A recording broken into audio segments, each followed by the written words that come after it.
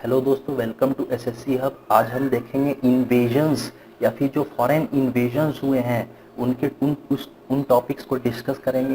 तो अभी हम देखते हैं कि जो सबसे पहला फॉरेनर इन्वेजन्स होता है, अगर हम आर्यंस अटैक को छोड़ दें तो सबसे पहला जो फॉरेनर अटैक है वो किसने किया था? इरानियंस ने किया था, under whom the king Cyrus के अंडर अटैक होता है। और देखेंगे साइरस कौन है?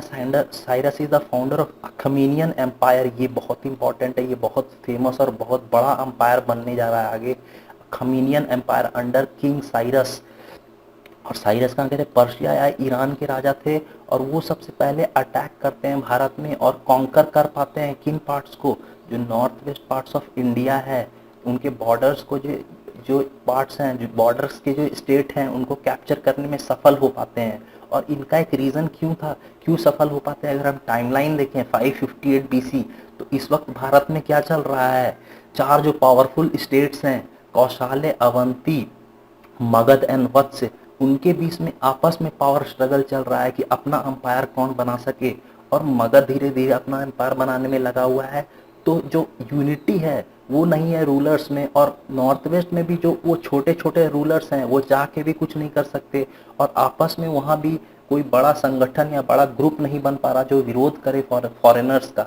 तो उससे देखते हैं एक वीक पॉइंट मिलता है, जिससे क्या king Cyrus north west part of India को कैप्चर कर पाते हैं बॉर्डर्स पे। और ये माना गया है जो फेमस सिटी है कपीसा का, काबुल के पास, उस उनको किंग साइरस ने पूरी तरह डिस्ट्रॉय किया था। और हम देखें तो क्या है अखमीनियन एम्पायर? तो अखमीनियन एम्पायर बहुत ही फेमस एम्पायर था और बहुत वास्ट एम्पायर था। ऐसा माना गया कि इतिहास में पहली बार अगर कोई सबसे बड़ा एम्पायर बना है तो वो अखमीनियन एम्पायर था। पूरे West Asia, South West Asia से लेके ग्रीस तक जो एक ही पर्शियंस का रूल था उस time under the king Cyrus, और वो एक बहुत बड़ा एम्पायर बनाने ये कामयाब हुए थे। और उन्होंने इंडियन सोल्जर्स को अपनी आर्मी में एनरोल किया था, और इंडियन सोल्जर्स को भी वो लड़वाते थे दूसरे बाहर जाके और कैप्चर करते थे। और काफ़ी बड़ा पार्ट्स ऑफ द वर्ल्ड उन्होंने कैप्चर किया है। प्लीज़ रिमेंबर, इनके जो बेटे हैं उनका उतना योगदान नहीं था। क्यों? क्योंकि उस टाइम जो उनके ही राज्य में बहुत सारे रेबिलियंस हो रहे थे, तो वो एक्सपेंशंस करने में उतने ध्यान नहीं दे रहे थे। अब आते हैं ग्रैंड सन पे। उनके जो ग्रैंड सन है किंग डैरियस वन, तो किंग डैरियस वन भी बहुत फेमस रूलर बनते हैं। और वो पार्ट्स इंडिया के दूसरे पार्ट्स ऑफ जैसे पार्ट्स ऑफ पंजाब को कब्जा या एनेक्स करने में सफल हो पाते हैं, सिंध के रीजन को करने में सफल हो पाते हैं। जो इंडस नदी है उसके वेस्ट में जो जो पार्ट्स हैं इंडिया के, उनको कब्जा करने में डैरियस वन सफल हो पाते हैं। और क्या देखते हैं हम कि यहाँ से काफ़ी बहुत ज़्यादा मात्रा में टैक्स पर्शिया को जाता है। मतलब टैक्स बहुत ज़्यादा मात्रा में इस एरिया से कलेक्ट कर रहे हैं पर्शियंस। और हम देखें तो डैरियस वन के बाद आते हैं कौन? जर्क्सीस। इनका नाम तो आप सबने सुना होगा, जर्क्सीस। मूवी 300 में स्पार्टन्स से जो लड़ते हैं, तो ये कौन से किंग हैं? लियोनाइडस। स्पार्टन्स के जो किंग थे लियोनाइडस, वो किसके खिलाफ लड़ रहे हैं? जर्क्सीस के खिलाफ लड़ रहे हैं, अगर हम देखें तो।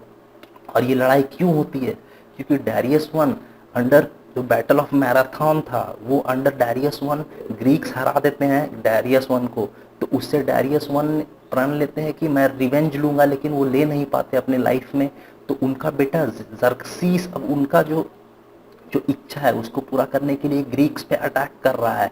और बैटल ऑफ जो हम देखते हैं अंडर मूवी 300, लास्ट में लियोनाइडस मारे जाते हैं।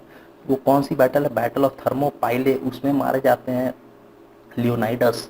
लेकिन क्या उनसे थोड़ा टाइम मिल पाता है ग्रीक्स को, और वो एक दूसरी लड़ाई होती है अंडर सेकंड मूवी में हम देखते हैं, जो समुद्र में लड़ाई हो रही है बोट्स पे। तो बोट्स पे जो लड़ाई है उसको कहा गया बैटल ऑफ सलामीज। ये इंपॉर्टेंट है, बैटल ऑफ सलामीज। और यहाँ से फिर डिक्लाइन होना स्टार्ट होता है। जो वास्ट पर्शियन मजबूत एम्पायर था वो डिक्लाइन होता है। क्यों? क्योंकि जो ऐसा माना गया है कि बैटल ऑफ सलामीज में जीतने के पूरे चांसेस किसके थे? पर्शियंस के।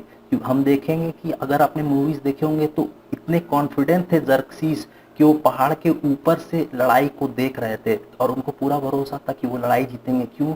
क्योंकि उनके पास जो आर्मी थी वो 1.5 लाख से ज़्यादा आर्मीज थी, स्टैंडिंग आर्मी। और जो शिप्स थे वो उनका 600 से ज़्यादा शिप्स माना गया था, बोट्स माने गए थे। और ग्रीक्स के पास मात्र 200 बोट्स थे, फिर भी ग्रीक्स जीतने में कामयाब होते हैं बैटल ऑफ सलामी। और उसके बाद जो बैटल ऑफ प्लेटे होता है उसको भी ग्रीक्स जीतने में सफल हो जाते हैं। तो वहाँ से हम देखते हैं कि जर्कसीस का डिक्लाइन होने लगता है, जर्कसीस फिर चले जाते हैं और जर्कसीस को माना गया है कि असासिनेट कर देते हैं, उनके ही जो रॉयल गार्ड के कमांडर हैं वही उनको मार देते हैं, असासिनेट कर देते हैं। रिमेंबर जर्कसीस को गॉड किंग भी कहा गया अगर आप देखेंगे मूवीज तो। उसके बाद डैरियस 3 आते हैं, he is considered to be the last ruler of अखमीनियन empire. और डैरियस 330 बीसी में इनको कौन हराता है, फेमस किंग अलेक्जेंडर सिकंदर जो राजा था मैसेडोनिया का, वो हरा देता है किसमें, बैटल ऑफ अर्बेला में। और इससे पर्शियन एम्पायर कोलैप्स कर जाता है या पर्शियन एम्पायर खत्म हो जाता है। उसके बाद हम देखेंगे जो इम्पैक्ट क्या था ईरानियन इन्वेजन का भारत पे, तो हाँ ट्रेड बढ़ता है, ईरान और इंडिया के बीच में ट्रेड बढ़ा, हाँ। उसके बाद कल्चरल एक्सचेंजेस बढ़े हैं। एक जो चीज़ आपको याद रखनी है, खारोष्टी स्क्रिप्ट। अब खारोष्टी स्क्रिप्ट क्या है और क्यों इंपॉर्टेंट है, ऐसा माना गया है स्क्रिप्ट ईरान से भारत में आई थी खारोष्टी स्क्रिप्ट। और अशोक के जो पिलर्स हैं या इंस्क्रिप्शंस हैं वो उन जो नॉर्थ वेस्ट इंडिया में उनमें जो स्क्रिप्ट है जो लिखी गई है वो खारोष्टी स्क्रिप्ट में ही लिखी गई है, इसलिए इंपॉर्टेंट हो जाता है। ये स्क्रिप्ट ईरान से भारत में आई थी। और उसके बाद हम देखेंगे ग्रीक इन्वेजन स्टार्ट हो रहा है, क्यों, क्योंकि डैरियस 3 को हराने में कामयाब हो गए हैं अलेक्जेंडर और पर्शियन एम्पायर गिर गया है। और ये राजा थे मैसेडोनिया के, ये हमने डिस्कस कर लिया। और काबुल, अब वो भारत की तरफ बढ़ रहे हैं, पूरे राज्यों को कॉन्क्वेस्ट करते हुए काबुल को भी कर लिया अंडर 328 बीसी। और खैबर पास से होते वो इंडिया में घुस गए हैं और खैबर पास को पास किया था और पंजाब के एटॉक जो जगह है वहाँ पे घुसे हैं 326 बीसी में। और तक्षशिला के तभी रूलर कौन है, अम्भी, किंग अम्भी या राजा अम्भी रूलर थे। लेकिन वो क्या करते हैं, वो लड़ते नहीं है, वो आत्मसमर्पण कर देते हैं, सबमिट कर देते हैं इनको, अलेक्जेंडर को।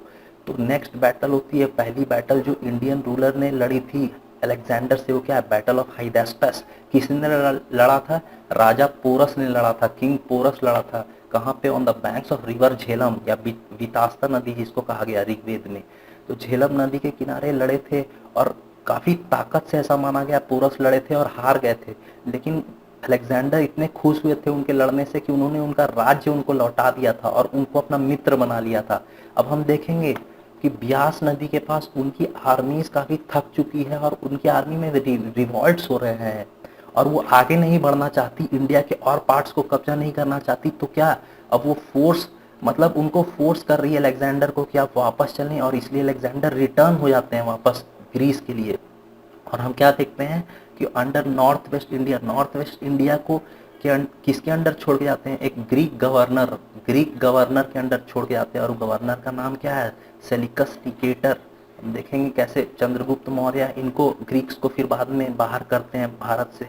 बट कौन से हैं governor, Seleucus Nicator. Please remember impact क्या था, ग्रीक इन्वेजन्स का, ट्रेड रूट खुला था, ओके ठीक है, वेस्ट एशिया से, मतलब एशिया और सेंट्रल एशिया वेस्ट एशिया से हमारा ट्रेड रूट्स खुल गए थे, तो वो एक फायदा हुआ था।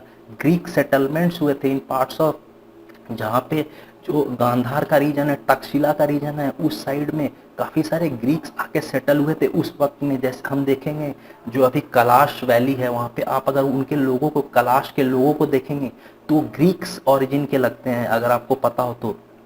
जो पाकिस्तान में अभी तो कई ग्रीक्स वहाँ पे सेटल हुए थे और आज भी हैं वहाँ पे, उनको देखने ही में लगता है कि वो ओरिजिन या एथनिसिटी उनकी ग्रीस की है।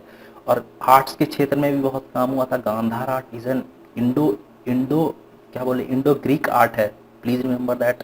आर्ट्स के क्षेत्र में भी काम हुआ था। और ऐसा माना गया कि भारत में पहला गोल्ड कॉइन किसने इंट्रोड्यूस करवाया था, it was introduced by the Greeks. लेकिन एक और थ्योरी, इंपॉर्टेंट थ्योरी ये भी है कि फर्स्ट गोल्ड कॉइन्स किसने इंट्रोड्यूस कराया था, कुषाण डायनेस्टी के राजा विमकादफिसिस ने। तो आपको दोनों याद रखने हैं, first gold coins was introduced by, अगर ऑप्शंस में ग्रीक्स है तो गो फॉर ग्रीक्स आंसर मार दीजिए।